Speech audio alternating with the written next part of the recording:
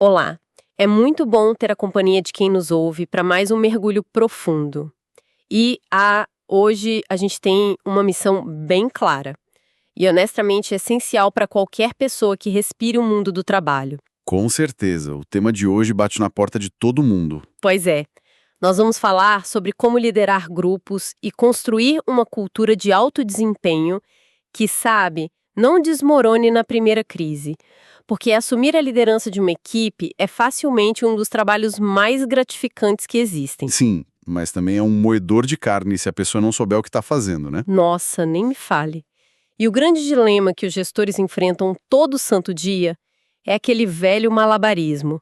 A gente está falando de conduzir reuniões que não deem vontade de chorar, de garantir que os clientes recebam um serviço impecável. E ainda ter que manter a equipe engajada no meio de tudo isso. Exatamente.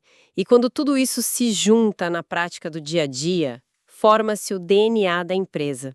Então, vamos desvendar isso, porque existe uma tensão colossal que assombra o mundo corporativo. A famosa corda bamba. É a eterna corda bamba. A dúvida é sempre, devo focar nas pessoas, ser empática, priorizar o bem-estar mental do time, ou eu devo focar rigorosamente nos processos, nas metas e na eficiência fria dos números? Parece que sempre rola uma pressão enorme para escolher um lado. Total, fica parecendo que é uma ou outra. Mas o fascinante aqui é exatamente como essa premissa de escolher um lado é uma armadilha completa. Uma ilusão, né? Sim. A resposta definitiva para essa pergunta de pessoas ou processos não é uma escolha binária. É um sonoro ambos, por favor. E na intensidade máxima. Ambos, e sem meio termo. Exato. Tem uma tendência muito natural de tentar encontrar um equilíbrio morno, sabe? De fazer concessões o tempo todo. A pessoa na cadeira de liderança pensa tipo, vou afrouxar as regras aqui para a equipe não se estressar tanto. Ou o extremo oposto, vou apertar tantos parafusos da eficiência que o lado humano vai ter que esperar o trimestre fechar. É bem isso. Mas liderar de forma excepcional não tem absolutamente nada a ver com fazer concessões. Trata-se de exigir excelência absoluta em ambas as dimensões simultaneamente. Tá, mas peraí. Sendo a advogada do diabo agora. Exigir 100% no processo e 100% no cuidado humano ao mesmo tempo Parece impossível. não é a receita perfeita para o esgotamento do próprio líder? Quer dizer, parece humanamente impossível manter essa energia sem quebrar. Olha, é exaustivo. E é exatamente por isso que nem todo grupo de trabalho é uma equipe de elite. Requer uma mudança de mentalidade bem profunda. É preciso parar de ver essas duas forças como inimigas. Como assim? Um processo brilhantemente desenhado, na verdade, remove a carga cognitiva inútil das pessoas. Isso ajuda todo mundo a trabalhar melhor e com bem menos estresse.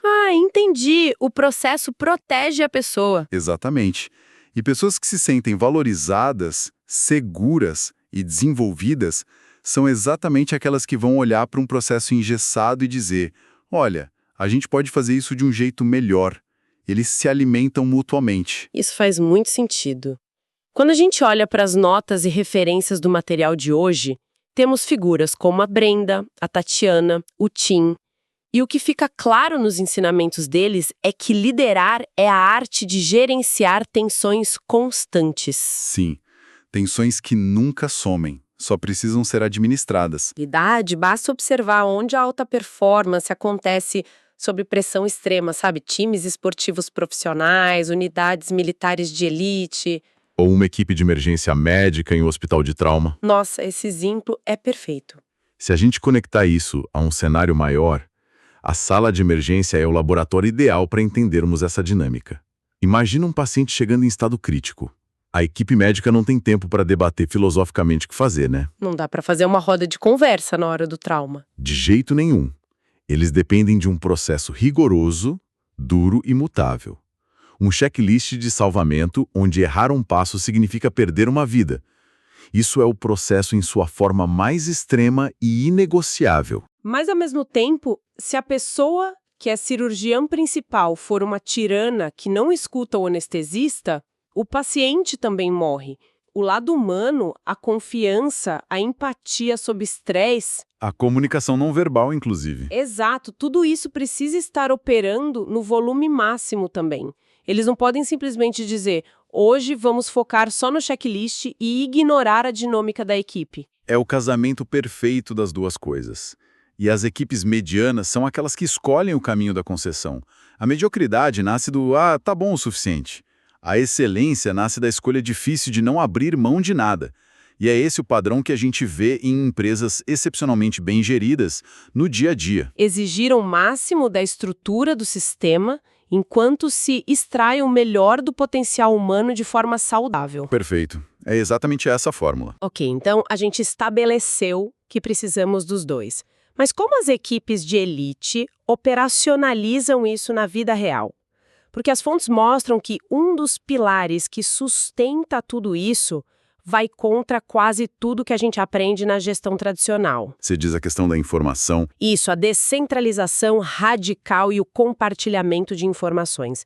E eu confesso que ler isso me dá um leve frio na barriga. É assustador para muita gente. Porque pensa bem, se todo mundo tem acesso a tudo e o poder de decisão é espalhado pela linha de frente, isso não vira um caos absoluto? Sabe, se todo mundo decide, no fim das contas, ninguém está decidindo nada. Essa é a confusão clássica. A linha tênue entre descentralização e abdicação de responsabilidade. Descentralizar não é jogar os dados para o ar e falar, gente, façam o que quiserem. Ah, menos mal. É equipar as pessoas com o contexto completo para que elas possam tomar a decisão correta dentro da área de atuação delas, sem precisar escalar isso por 3 camadas de gerência. E por que isso é tão vital hoje em dia? Porque as necessidades do mercado e dos clientes mudam na velocidade da luz. Se uma informação leva 1 semana para subir a cadeia de comando, Ser mastigada pela diretoria? e depois descer como uma ordem, a janela de oportunidade já se fechou. O cliente já foi embora para a concorrência. Basicamente, se a empresa opera como um feudo medieval onde a informação é retida lá no alto do castelo, ela está perdendo para quem age como uma rede neural. A agilidade depende da pessoa que está na linha de frente, cara a cara com o problema, ter autonomia para resolver na hora. Sem dúvida alguma. Descentralizar as decisões diminui drasticamente o tempo de resposta a qualquer obstáculo. Mas tem um efeito secundário que é ainda mais profundo para a cultura, que é a demonstração de confiança. Confiança é a base, né? Total. Quando a liderança entrega informação real para a equipe, tipo os números, os desafios, os riscos, ela está comunicando que confia na capacidade de julgamento deles. E isso, por si só, eleva o lado das pessoas da nossa equação para um patamar de alto engajamento. E aqui é que a coisa fica realmente interessante nas nossas notas, porque para que essa descentralização funcione na prática, a gente bate de frente com uma barreira invisível, mas que é mais dura que concreto, as barreiras de status. O grande vilão do mundo corporativo. A hierarquia pesada, sabe? Porque não adianta nada dizer que o analista júnior tem poder de decisão se toda vez que ele entra na sala a diretoria exige ser tratada como realeza e cria aquele clima de intimidação. As barreiras de status são os assassinos silenciosos da alta performance. A gente está falando daqueles símbolos de poder bem clássicos. A sala de esquina com porta fechada, as vagas de garagem exclusivas, as informações privilegiadas. Ou até mesmo aquela postura corporal em reuniões que grita "eu mando, vocês obedecem". Exato. A hierarquia excessiva inibe a contribuição. É a natureza humana operando. Se o ambiente reforça constantemente quem é superior e quem é inferior, a pessoa de nível júnior vai engolir em seco. Mesmo que ela tenha solução brilhante para um problema milionário, ela vai ficar quieta para não ofender o ego de quem está acima. É o famoso "não sou pago para pensar nisso, vou só apertar meu botão aqui e evitar confusão". E quando a equipe entra nesse modo de autopreservação, a liderança falhou miseravelmente na missão de extrair o melhor de cada um. Precisamente. Reduzir as barreiras de status não significa que a liderança perde a autoridade. A autoridade continua lá. A responsabilidade final pelo resultado ainda é de quem lidera. Mas o trato diário muda. Fica mais horizontal, digamos assim. Fica focado na ideia. O objetivo é criar um espaço seguro e igualitário, onde a melhor ideia vence, venha ela do estagiário de primeira semana ou de alguém com 20 anos de casa. Quando se derruba esses muros, se mobiliza a inteligência coletiva. E a contribuição passa a ser valorizada independentemente do crachá. É aí que o grupo dá o salto de competente para nível de elite. Com certeza. Beleza, derrubamos os muros do ego, descentralizamos o poder e estamos tentando equilibrar pessoas e processos. Tudo soa muito bonito na teoria. Mas na prática é outra história. O dia a dia é caótico, as coisas dão errado o tempo todo. Como manter essa engrenagem girando e melhorando? E o material traz uma ferramenta que salta aos olhos. A maioria de quem nos ouve provavelmente já conhece, mas talvez odeie. A análise pós-ação. A temida reunião de feedback. Pois é, todo mundo que já pisou no mundo corporativo já teve que sentar numa daquelas reuniões de lições aprendidas. E sejamos honestos, na maioria das vezes é um exercício chato de apontar dedos. Achamos culpado pro atraso do projeto. Ou então um silêncio constrangedor com gosto de pizza fria. O que é trágico, porque a análise pós-ação, quando feita corretamente, é indiscutivelmente a ferramenta de aprendizado mais potente que uma equipe pode ter. Sério? Tão forte assim? Sim, porque nas equipes de alto desempenho não existe a ilusão da perfeição. Sempre há espaço para melhorias. O erro não é uma falha moral, sabe? O erro é um dado. A grande diferença é que as equipes de elite removem completamente o estigma. Eles tiram um componente do medo na hora de fazer essa análise. Eles dissecam o problema, não a pessoa. Exato. É tipo, o que deu certo, o que deu errado, o que faremos diferente amanhã. Sem drama, sem caça às bruxas, só pura mecânica de melhoria contínua. É um processo cirúrgico. E há uma regra de ouro nisso. Um bom desenvolvimento individual se converte imediatamente em um excelente desenvolvimento da equipe.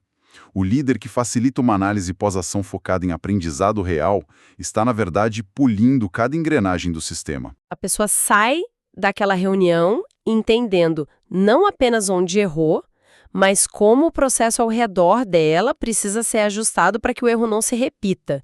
É assim que a experiência cotidiana vira uma escola, né? Exatamente. E isso prepara o terreno para o próximo conceito essencial. Que é o verdadeiro teste de fogo de qualquer grupo. A responsabilidade compartilhada, especialmente naquilo que as fontes chamam de interseções. As áreas cinzentas. Isso, porque quando as tarefas estão bem definidas é fácil, tipo, eu faço o design, fulano escreve o código, ela faz as vendas. Mas e aquele momento de passar o bastão? Pensa numa corrida de revezamento. A zona de transição. Sim, a corrida quase nunca é perdida porque alguém correu devagar. Ela é perdida porque o bastão caiu na zona de transição, onde não era mão de um, mas ainda não era mão do outro. A analogia do bastão é perfeita para ilustrar isso. Em culturas fracas, quando o bastão cai, a primeira reação é gritar: a culpa não é minha, meu trabalho eu fiz. Ele que não segurou direito, né? Bem assim. Mas nas culturas de alta performance, a mentalidade de responsabilidade compartilhada entra em ação. O líder de elite treina a equipe para assumir a responsabilidade além das bordas do próprio cargo. Eles entendem que se o projeto falha na área cinzenta, a equipe inteira falha. Então, se eu vejo um colega sobrecarregado, prestes a deixar a bola cair em uma tarefa que se cruza com a minha, eu não fico parada assistindo o desastre para depois dizer no relatório que a culpa foi dele. De forma alguma. Você entra em ação. Eu entro, ajudo a estabilizar e garantimos que a equipe vença. É assumir a bronca do todo. E a liderança precisa modelar isso, certo? Assumindo a culpa quando o time erra e distribuindo todos os aplausos quando o time acerta. Esse é o papel de quem lidera. Quando a liderança atua como esse escudo protetor para falhas honestas de processo e ao mesmo tempo serve como um megafone para os sucessos da equipe, se constrói uma rede de segurança psicológica inquebrável. Uma rede que sustenta todo mundo. Sim. Essa rede que permite que a equipe tome riscos, inove e opere de forma descentralizada. O time sabe que não vai ser jogado aos lobos se uma decisão ágil não sair como planejado. E o que tudo isso significa na visão macro? Nós fomos bem fundo nas táticas, mas o material nos lembra que, de tempos em tempos, é preciso parar de correr e olhar para o mapa. O texto sugere algo vital aqui, uma pausa para reflexão. Uma verdadeira quebra de ritmo. E não é para checar planilhas. Não mesmo. É para fazer perguntas quase existenciais sobre o trabalho. Porque se a equipe domina o processo, mas não sabe para onde está indo, só está indo mais rápido para o lugar errado. Isso levanta a questão mais importante de todas, o propósito. A rotina do dia a dia engole o propósito muito rapidamente se não tomarmos cuidado. Qualquer líder que deseje excelência precisa conseguir responder de bate-pronto qual é o propósito desse grupo. Por que existimos dentro dessa organização? A quem nós servimos, no fim das contas? Exato. E a mais difícil de todas. Por que outras pessoas deveriam se sentir verdadeiramente animadas e inspiradas em trabalhar nesta equipe? Se a resposta for apenas para bater a meta do trimestre, a cultura já está em processo de falência. Nossa, é um soco no estômago, mas um soco necessário. Se nem o líder consegue articular o motivo pelo qual o trabalho importa, como esperar que a equipe tenha paixão por resolver problemas complexos na linha de frente? Não dá para exigir isso do nada. No presente, o exercício do nosso material exige projetar a visão. E achei curioso, porque não é aquela visão absurda e distante de onde estaremos em 10 anos, que mais parece ficção científica. É um horizonte de 12 a 18 meses. Por que exatamente esse prazo? Porque 12 a 18 meses é o ponto de equilíbrio perfeito da estratégia. 1 a 3 meses é pura gestão de tarefas, é o tático puro. 5 a 10 anos é um exercício de imaginação que raramente sobrevive ao contato com o mercado real. As coisas mudam muito rápido para prever 10 anos. Com certeza. Mas 18 meses é tempo suficiente para que mudanças estruturais profundas comecem a dar frutos concretos. Mudanças como implementar a verdadeira descentralização, treinar a equipe para análises pós-ação construtivas. E reduzir aquelas barreiras de status que a gente conversou. Exatamente. É o tempo necessário para conseguir virar um transatlântico. E para construir essa visão de forma prática, não precisa inventar roda. Precisa apenas se perguntar, tipo, daqui a 1 ano e meio, o que precisa permanecer exatamente igual a hoje? Quais são os valores de base e aquelas qualidades irrevogáveis que não podemos perder de jeito nenhum? E, por outro lado, o que precisa ser radicalmente diferente? Quais comportamentos não toleramos mais? Quais processos hoje são lentos e precisam se tornar automáticos? Se a liderança consegue articular essa visão de uma forma que faça a equipe acordar de manhã com vontade de construir essa nova realidade, metade do jogo está ganha. Uma visão só tem valor real se ela for contagiante. É assim que se constrói o futuro da equipe. Bom, nós chegamos a um ponto de clareza fantástica. Para amarrar tudo isso que dissecamos hoje, acho que a grande lição é que gerenciar não é escolher lados. Criar uma cultura formidável é dominar os processos frios com o mesmo entusiasmo com o que se eleva, desenvolve e protege as pessoas. É fazer os dois no limite da excelência. Isso.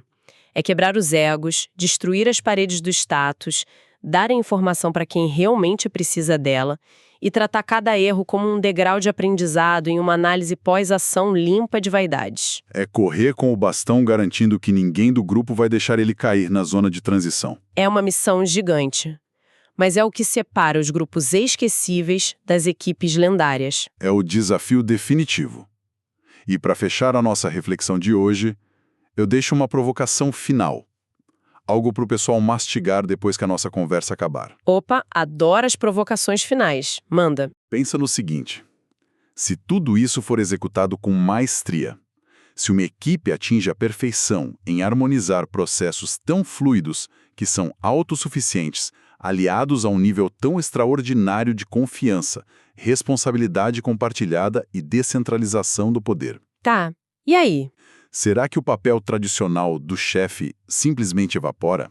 Será que a liderança deixa de ser um cargo em uma cadeira e se transforma em uma força invisível, onde a própria cultura, enraizada em cada indivíduo, passa a gerenciar a equipe organicamente? Uau! Fica a dúvida se o objetivo supremo da liderança seja, no fim das contas, tornar-se obsoleta diante da excelência do próprio sistema que criou. Que pensamento incrível para finalizarmos nossa imersão. É o tipo de reflexão que faz a gente olhar para a própria mesa de trabalho com outros olhos amanhã cedo. E assim chegamos ao fim da nossa análise profunda de hoje.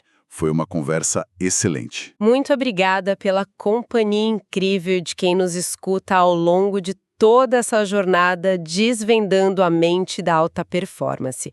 Que essas ideias, as provocações e principalmente as ferramentas práticas não fiquem apenas na teoria, que elas ganhem vida nas equipes de quem acompanhou este mergulho profundo conosco. Um excelente dia ou noite e nos vemos na próxima exploração.